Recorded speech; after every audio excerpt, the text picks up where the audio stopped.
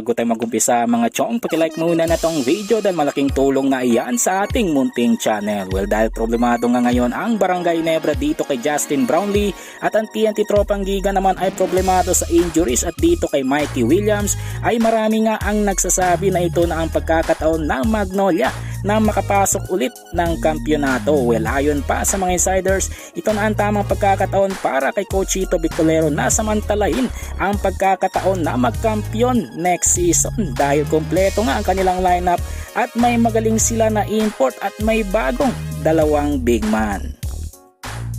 Ibang balita, punta naman tayo sa dating scorer ng Converge Fiber Xers na si Jeron Teng na sa wakas ay nakahanap na ng bagong kupunan. Well, ayon pa sa report, pumirma ng 2-year contract si Jeron Teng ngayong araw kasama ang kanyang agent na si Danny Espiritu at boss Al Francis Chua. Well, ang pagpirma ni Teng ay nangyari ilang araw matapos ang kanyang kasal sa former UAAP courtside reporter na si Jenin Choi. Well, panguli sa ating balita mga chong, patungkol naman kay Mikey Williams na hanggang ngayon ay matigas pa rin ang ulo at nagbabakasyon pa rin sa Estados Unidos. At dahil nga dyan mga chong, malamang sa malamang ay hindi na ito pagbibigyan ng TNT management. Well, ayon pa sa report, hindi sinali ng TNT Tropang Giga sa kanilang roster next season itong si Mikey Williams, kaya naman maliwanag pa sa sikat ng araw na hindi na magpapadala ang TNT management sa exploration ni Mikey Williams sa Kalawakan. Well mga chong, nandito na lang ang ating balitang PBA at syempre huwag kalimutan mag-subscribe at i-like itong video bilang pagsuporta. So this is Channel B once again.